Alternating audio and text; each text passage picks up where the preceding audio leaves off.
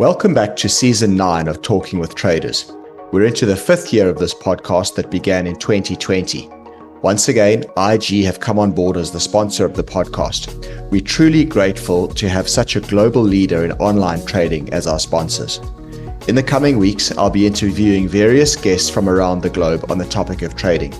Some of these will be past guests that we invite back onto the show, and some will be new guests. The idea is to attract a broad spectrum of different perspectives from various players in different areas of the market. None of what you hear here is financial advice, but it is intended to get you thinking about how you might be able to apply what you hear here to your own trading and investing. Remember to subscribe to this podcast on your favorite podcast app. That way, you'll be notified when new episodes are released. Or if you watch these interviews on YouTube, please subscribe to our YouTube channel and give us a thumbs up and leave a comment if you wish. We welcome the engagement. Once again, thank you to IG for sponsoring this podcast into its 5th year, and thank you listeners for your continued support. Now, let's get on to this week's interview.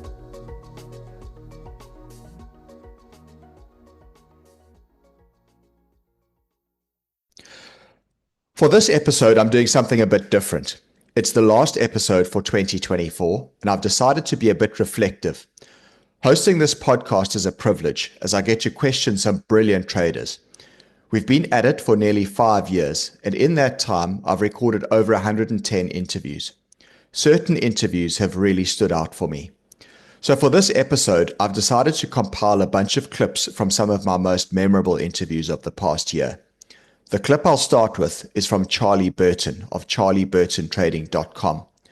He made the really interesting point about verbalizing your intentions and how actually verbalizing your trading strategy allows your brain to process the information in a different way within your neural pathways.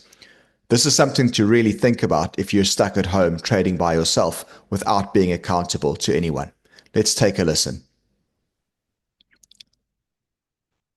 Many traders, many coaches talk about, this thing of view every trade as one of the next 1,000 trades. And again, that's such an easy thing to rationalize. And yet, when you're in the moment and you're trading and you're in that trade, it's like your life depends on this one trade and the outcome of this one trade. And I guess, again, that talks to this primal wiring in our brains about how you want to grab that profit, snatch it and take it while it's on the table in the fear that it's going to disappear, not really realizing that, it is just one of the next 1,000 trades. And of the next 1,000 trades, expect a big number of them to be losers. It's just part of the nature of this game, right? I think, and we can use that, and I use that a lot. This is just 1,000 trade, one trade in the next 1,000 trades to try and desensitize the importance that we allocate to a given trade. But self-talk is also really helpful. So just saying, I can't afford to bank this profit early. To really try and use self-talk. Psychologists have proven that if you talk out loud, then you fire different neural pathways. So if you're just internalizing anything and you're just sat there at your desk clicking away, then you're firing a completely different neural pathways to once you talk out loud. Like if someone was sat next to you saying, why are you about to bank this profit early here? Because if someone was sat next to you, you'd say, I'm not going to do that.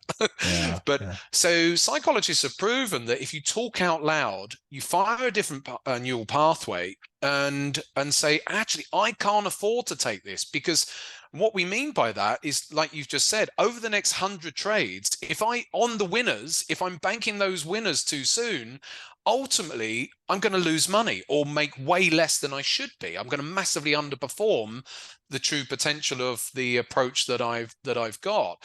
So using self language for me is a massively important dialogue that every trader should have. Just like if you had someone sat or you think about even taking a trade.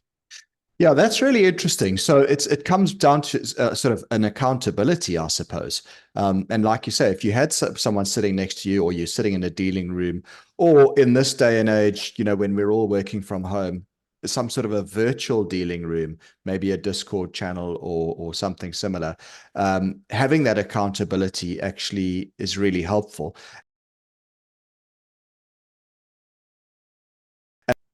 Austin Silver is the founder at ASFX. I chatted to him some time ago about the foundational aspects that need to be in place before anyone should consider quitting their job and going into full-time trading.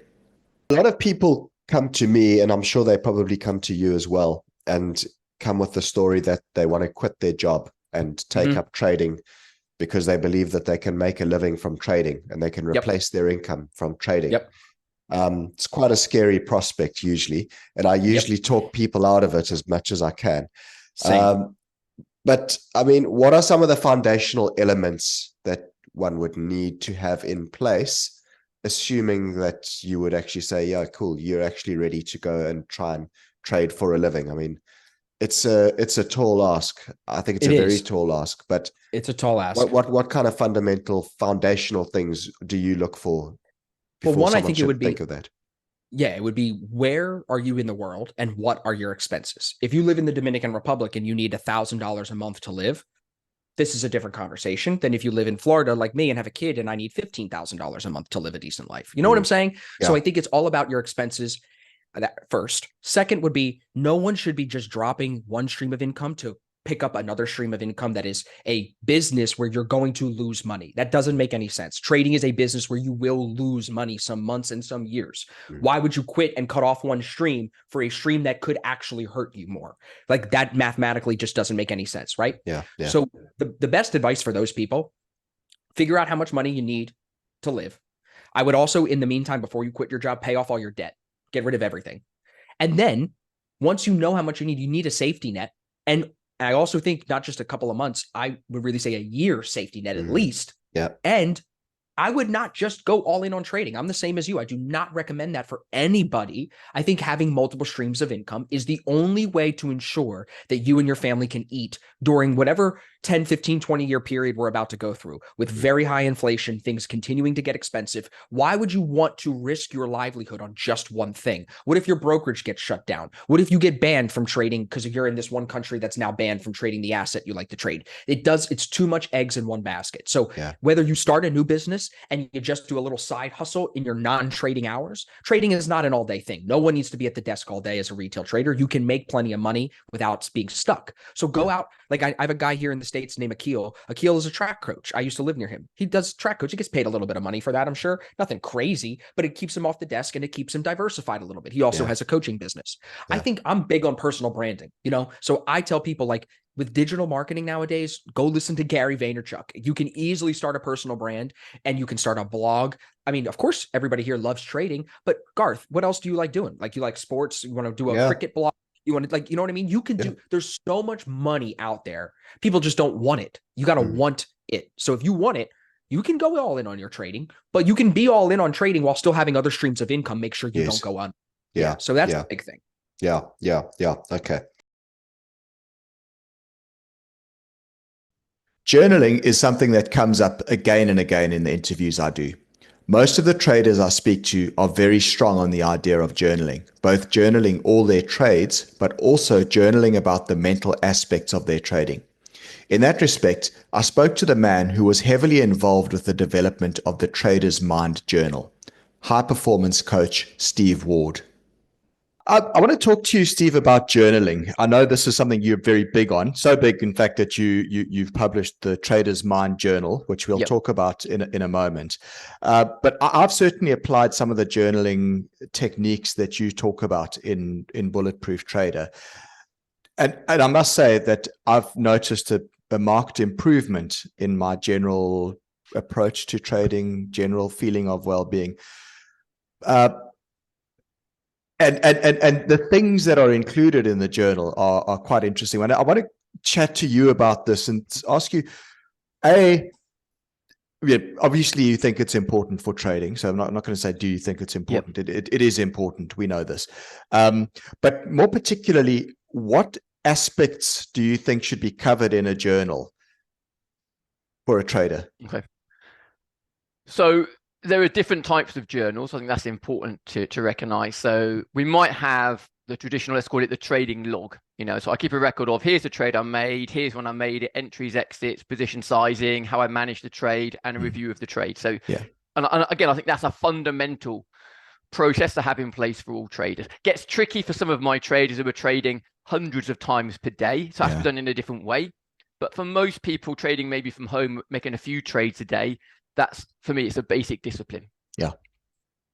The other side of the journal is, for me, is the person who is the trader. So it's the psychological journal, and it's also the journal which covers two key themes, which are self-awareness and self-improvement. So for me, the core focus of the journal is to enable a person to increase their levels of self-awareness around thought patterns, emotional patterns, behavioral patterns, so they can start to get a sense of what they are, which is good. Then with that awareness, not to have awareness for the sake of awareness, but to have that awareness so we get the reflective process. Hopefully we get some insights into what we're doing. And then what the journal is ideally placed to do is to then turn that into action. The person can then take action on that. Again, now they're reflecting on the action they've taken. So it's always reflection, insight, action.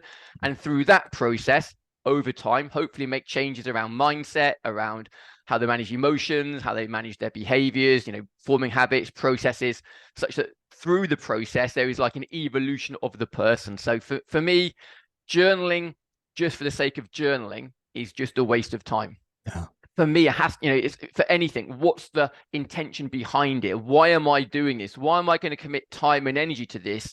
What is the value? And so in the journal that we've created, the Trader's Mind Journal, that's what it's really about. It's about a combination of awareness raising, so reflective questions, but it's also about mental preparation, which I think is really important, turning up to the markets ready, mentally and emotionally, as well as technically and tactically. And then having that process of improvement through, goal setting, maybe it's weekly improvement targets in terms of behaviors to improve and work on, creating the process, reflect on the process, reflect on yourself. So I'll say, yes, self-awareness, self-improvement really is kind of the core to that. And I think people who do it long enough, you see the value in doing that. But there's also an extra value, which is really important, which is when we get the chance to write down our thoughts and to write down our emotions, particularly how we're thinking and feeling about ourselves and the markets. In those moments, what we are doing, which is really powerful, is we are recognizing that these are thoughts and feelings we have about the market that we are writing down. Yeah. So it might be, for example, that I'm really angry about what I've done. Maybe I've broken one of my rules and I feel really angry about that. Yeah. And in the moment, I might just think, oh, I'm angry about that. And then I'm kind of in the emotion of anger. But once I get into the journaling and I start to write down about, here's what I did in the markets and it made me feel angry. So now I notice that I'm writing down that I had a feeling that I call anger about something that I did. Yeah. And that's called diffusion. And what it does is it kind of creates a space between the experience we had and us as the person, which is really powerful. And there's a processing that goes on while we're doing that. So it's quite cathartic. And the research, again, supports that. People who write down about their emotions and their thoughts on a regular basis, increased subjective well-being, reduced levels of stress measured by cortisol, the stress hormones are measured biologically. So it does have a real, psychological and physical impact on us, that process, which again is important because you don't want to be carrying the frustrations and the emotions and the thoughts of today's trading into tomorrow's. So we need that way of kind of almost, in a crude terminology, metaphorically, like flushing the toilet. We need to kind of get the stuff out, reset, go again. And if we're not getting it out, then where is it? It's in. And if it's in, and maybe we're not as aware of it, then it's influencing outside of conscious awareness. And we'll only notice it when we look back. Yeah. Okay. Just to look at some of the stuff I do in my own journal, and some of this certainly has been inspired by the things that I've done or read and listened to in Bulletproof Trading and things. I'm very interested in the physiological link between the physiological well-being and the psychological well-being of trading. So to that extent, some of the stuff that I include in my journal every day is I rate how do I feel on a scale of 1 to 10, with 0 being very unhappy and and 10 being elated, right? On where is it, right? And then other physiological stuff like how many glasses of water did I drink today? Hydration is an important part of our physiology. Have I done any exercise today? How much sleep did I get last night? These sort of things. And I just plot them in the journal. And what's interesting, and I've found over the years, is that I then go back over time and actually look at these metrics, because these are things you can obviously measure. How many hours of sleep did you get? You can check it. It's so interesting that there's a very positive correlation between how well I'm trading and how well I'm feeling. So, if I'm regularly feeling like a 7 or an 8 or a 9 out of 10, day after day after day, well, strangely enough, that's a time when I'm generally trading well, and vice versa. Mm-hmm. Now, I don't know whether one causes the other. I mean, there's obviously a causal relationship, I suppose. If I'm trading well, making money, I feel happy.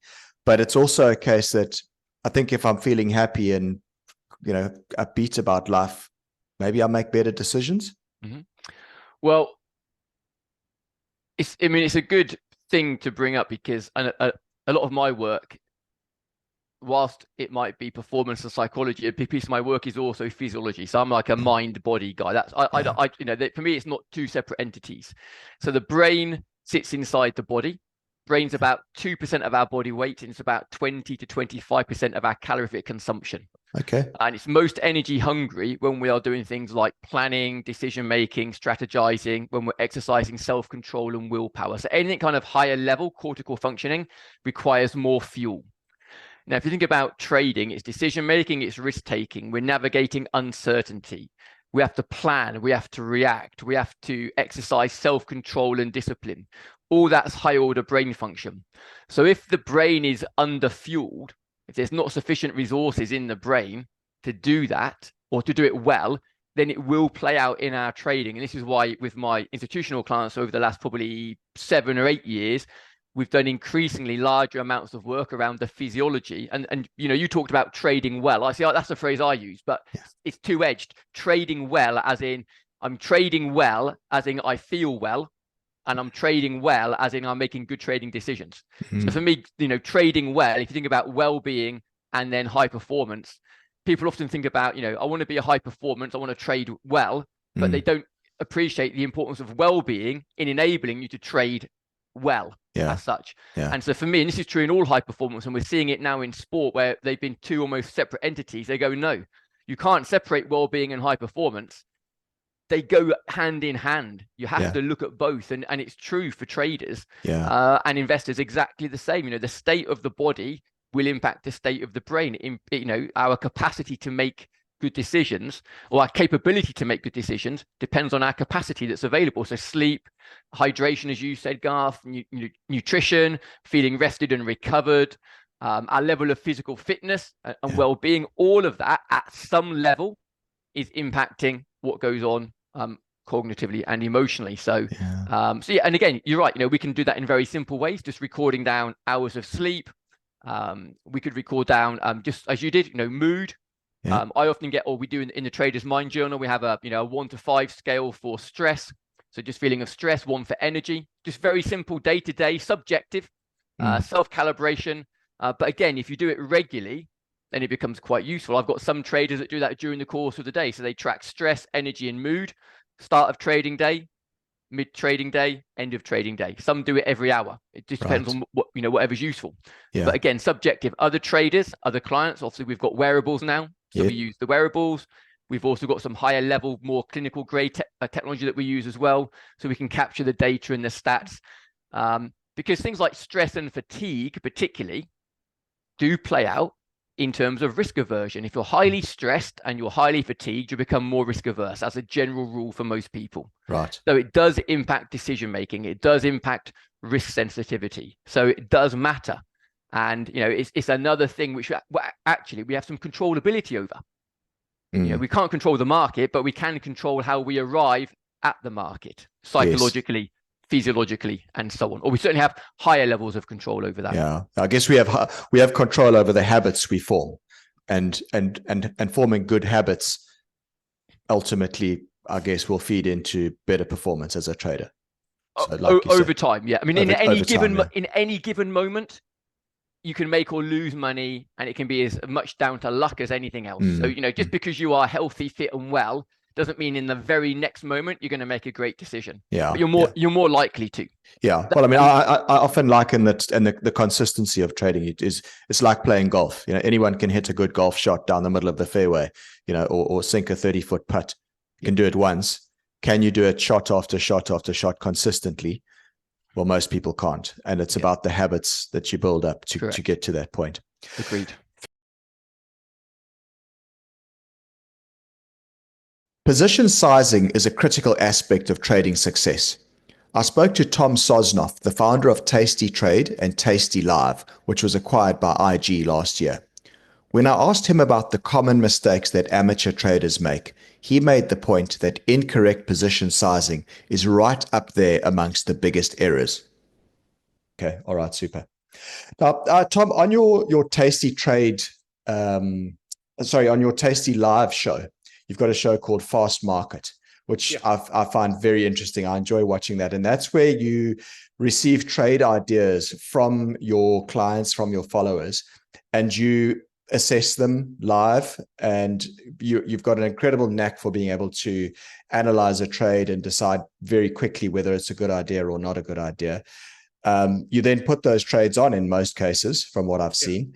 Sure. But from that, you've obviously seen a hell of a lot of what retail traders are looking at in terms of doing in their own trading. And from that, I guess you also get to see a lot of the potential errors that people make, amateur traders make with their trading. What are some of the most common mistakes that you see people making when they send in those ideas and you have to analyze them? Well, when our customers send in ideas, they're usually pretty hardcore tasty traders, so they kind of know, like, you know, the direction, the kind of, you know, strategies I like and things like that. Yeah. So that's why I trust them blindly, because I would trust our own viewers and our own customers way more than I trust any professional in this business. Believe me on that. But I have been around the block more times than I care to talk about, and I think, you know, for me, I am, if I was to, well, obviously the simplest answer to what is the biggest mistake customers make, and the answer is they trade too big. Okay.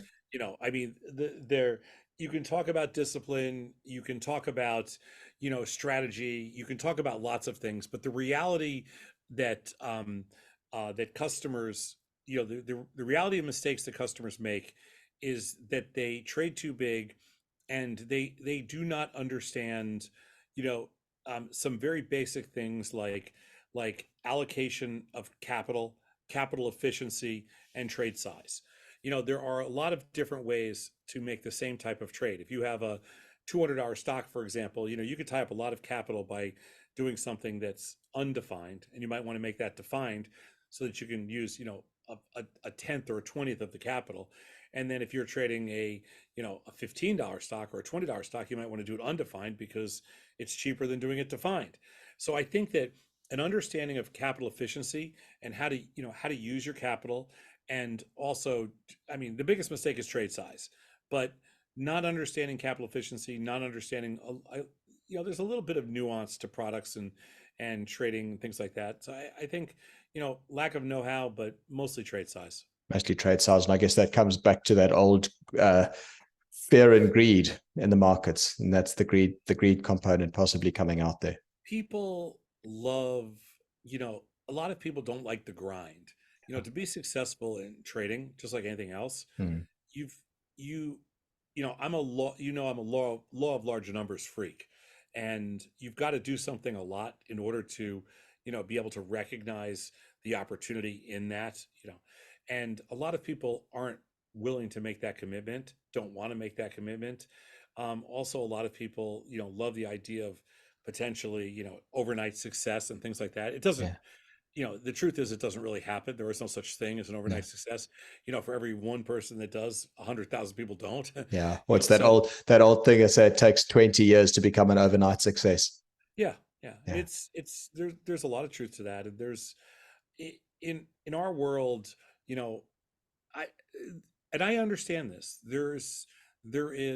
I don't think people realize how efficient markets are and how difficult it is, to be successful. It's not impossible because the markets are so efficient. Every side has the same chance. Yeah. It's just it's how willing are you to make the commitment to the industry, the space, whatever it is. And I just don't think, I mean, a lot of people just don't have the time or the resources or the energy, or the want to do Yeah. it. Yeah. It's all about a process. Yeah.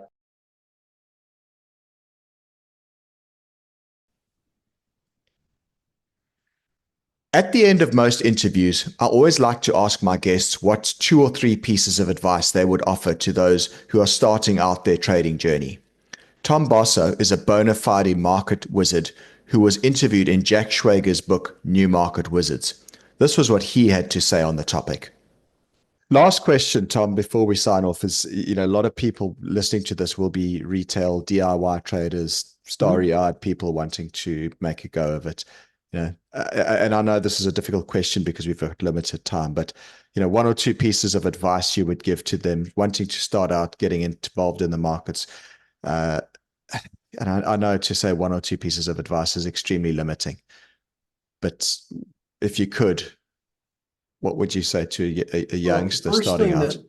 First thing you have to realize is that your mental process that you have towards trading is going to override every other thing you do. Your position sizing, your decision to buy or sell, what I call the buy-sell engine, which is usually driven off of an indicator of some sort or a chart pattern or whatever.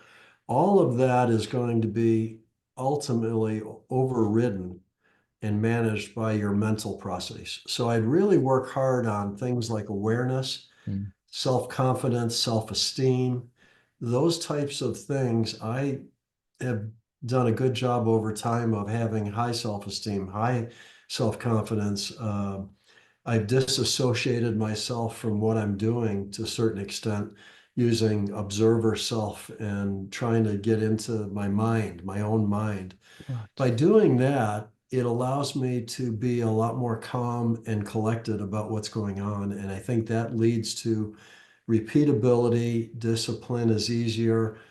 Running your strategy every day is easier. You're not so emotionally up and down and into cortisol and adrenaline and everything else that goes on inside your body. So I think you can get more longevity. I mean, I'm doing this 50 years. There's people that were in the first Market Wizard books that weren't even trading anymore 10 years later. They'd either blown up or they were so stressed out they just quit.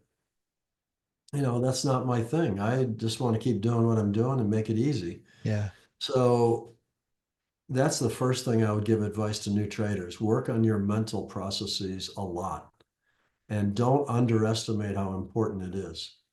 And you'll get a jump on your career. Fantastic. Second thing is to realize, and a lot of new traders don't realize this, I get a lot of questions about, I want to become a CTA and I want to trade other people's monies and then, become a, multimillionaire. And that's what you did. Well, what I did back in 1970s is very, very different. We didn't even have PCs back then. We didn't have cell phones that you could trade from. And you didn't have as much jet air traffic around the world and instant communications with the internet. So you got a different world today, and it requires a very different set of skills to be successful as a CTA. I don't think you can start as an individual like I was as a CTA, basically out of your garage, if you want to look at it that way. It wasn't out of my garage, but I mean, it's out of my office, but in my house, just kind of creating a track record and getting on people's radar screens and saying, hey, this Tom guy seems to have his head screwed on straight. He's making some money. Maybe we ought to look at allocating some money to him. And once you get to certain levels, then other people start looking at you. So maybe you, back in my day, if you got to 10 million, then somebody could give you 5 million. You'd be at 15. And by the time you got to 2025, other people are looking at you and they can give you, 25 million. And pretty soon you're trading 600 million. And not that easy today. Nowadays, you need to go in with the thought of it's a business. I need 3 to 5 employees, backups. I need compliance being addressed. I need a legal budget. I need working capital. I need an office that looks suitable, that can receive due diligence officers. It's a serious starting of a business. And even then, you're not guaranteed success. If your track record sucks, you go nowhere. You market the hell out of it and you get nothing. Yeah. It is a very difficult business to get into. On the other hand, trading individually has gotten almost a little easier because of the automation and the instant communications and the trading platforms. I mean, Interactive Brokers, I think, says that they have, is it 28 different offices around the world, or some 23? It's some huge number.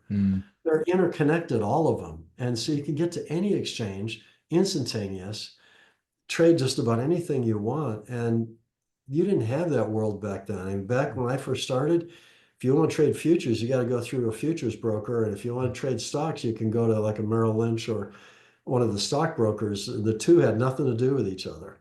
And then you're now wiring money back and forth to keep everything balanced. It was a nightmare.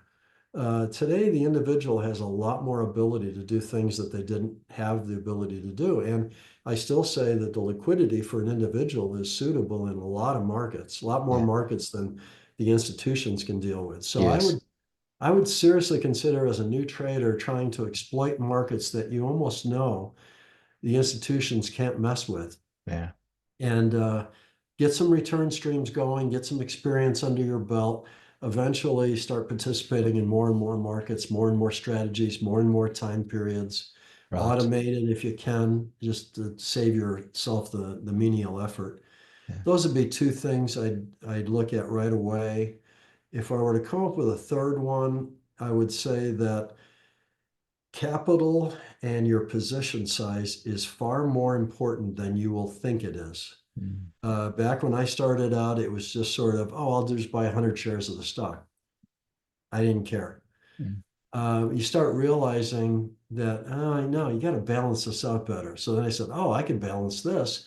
I could do 900 shares of this stock that's this price and 100 shares of the stock that is trading 9 times the price of the first one, and it'll all balance out. Well, not quite, because the volatility of each of those positions is going a different speed. So there's always going to be certain numbers or certain tickers in your portfolio that have a bigger effect on your portfolio, and others that become a non-event. And why are you bothering? So I'd encourage people to size their positions. I wrote a book on the topic. It costs all of $10 to download it and get a PDF on it. Everybody can afford it. I've downloaded thousands and thousands of copies of this book. Gives you the formula. You can put it in a spreadsheet, make your life easy, always get your position. And back in the day, we used to do 100 shares. If we did 99, it was an odd lot. And then we had to deal with the extra odd lot charge. Today, with the computers, you can do 57 shares. Computers don't care. So it's so much easier to trade small amounts of money and do it efficiently and get your position sizing. It may seem very strange to a lot of people to be trading 2 shares of XYZ, but if that's the proper amount, given the way it acts in your portfolio, you want XYZ and ABC and DEF and all of these other different tickers to all sort of equal each other. So you have a portfolio. You don't have XYZ and 9 other things that don't make a difference. That's not a good way to go. So with small amounts of money, you can do that a lot easier now with computers and with the trading platforms. Those are the 3 things that come to mind. Fantastic, Tom. Those are brilliant. That's superb. David Hale has been through the ringer. His book, Reminiscences of a Day Trader, goes into great detail about the raw, personal ups and downs he's been through on a very turbulent journey as a trader. When I asked him about what advice he would give to his younger self, he had this to say. We're getting towards the end of our time, but I guess if you had to just give like 1 or 2 bits of advice to youngsters wanting to go out trading, And let's say you were, young David Hale, you're 20 years old, you could go back and have a conversation with him. What advice would you give him? Don't do it. No. No. I mean, to be honest, I mean, again, I think that is good advice for a lot of people. If you're not, make sure if you're going to get into trading, make sure you have the financial backing, you have, something to fall back on. Of course, you have some skills. And, don't do it unless you have the right training or education or someone to, and again, just some random guy on Twitter is not education. Make sure you have proper support, proper backing, proper training. And, you still realize it's going to be, of course, it's going to be a struggle. Even if you have the best training, you have the best background, you have all these skills. It's a brutal, brutal industry. But, it is possible. It is possible. It's still, even the markets right now, the market stuff, there's still guys out there making money. There's still money, there's still glitches in certain markets. There's still opportunities out there. But again, you have to have the right training. You have to have the right mindset. And you have to have that mindset of, big thing is, I will do whatever it takes to make money trading. A lot of traders come in and go, well, I'm going to do it this way. I have this gift of picking what way stocks are going to go up. I think Tesla's going up. I feel like that. No. You have to find where the edge is. Yeah. And again, unfortunately, it's not necessarily usually the chosen path. Yeah. This this glitch style of trading I'm talking about. It's not necessarily glamorous or sexy. Yeah. It's not. Yeah. I can't go on Twitter and go, oh yeah, I picked the bottom of Tesla. I'm such a badass. It's more, you're getting down and dirty. You're scavenging. You're picking up scraps. That's where I find the most edge and the most inefficiencies and where you can make the money. So as a trader, you have to be willing to do that. I'm going to do whatever it takes to make money, whether it means trading this style, trading this market, trading this hour. If it means waking up at 3 a.m. because there's more edge, I'll do that. And you have, especially as a new trader, you have to do that. You have to get the screen time and you have to bust your ass. If you're not willing to do that, then don't do it. Yeah. Do it now. Once you make money, once you make your millions, you don't have to do that. You can do whatever you want, but you have to earn the privilege. So that's a big thing. You have to find the easiest way to succeed if you want to succeed. Right. Okay, brilliant. Fantastic. Lastly, Anthony Crudelli is a trader who has been through a tough time as well. After a heart attack at his trading desk at 36 years old, he took a relook at the way he trades and the stress he was putting himself through. When I asked him about his advice for young traders, the comment that he left me with was very powerful. You have time. Any advice for new traders? There's so many youngsters coming into this game. There's these funding firms offering people the opportunity to get involved and fund. It's really become so much more accessible to people than it was when you and I were starting out our careers, I guess. But what advice would you give to a youngster now starting in this business, saying that, and obviously there's loads of advice you could give and we don't have that much time, but I mean, if you could give one crucial piece of advice to a youngster who wants to make a career out of trading, what would it be? You have time. You have time. You may not think you have time. You may not feel like you have time. Right now, the only thing you're focused on is results. The only thing you're thinking about is, what do I need to do to become consistent? What do I need to do to get myself out of this hole? What do I need to do today to make money? And your mind is so focused on the now that you can't see beyond what today is and look into the future. But the future gets there a lot quicker. Your goals get reached a lot quicker when you start to shift your mindset from focusing on the now and what you feel like you need to do.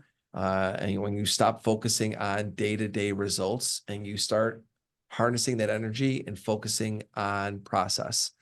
I talk about my morning note and why every day I'm working so much harder on my preparation, because for you as a new trader, your preparation is going to be the key to your success. Because if you start coming in and get better at preparing and you get better at your process, You will get better at executing it, and you will become more patient. You will become more disciplined. And when you start to think long-term about process and start to think long-term about your vision of yourself as a trader, your short-term results will get better quicker. But most people don't want to do that. They only want to think about the now. They're so focused on it, but you have time. Believe me, you have time.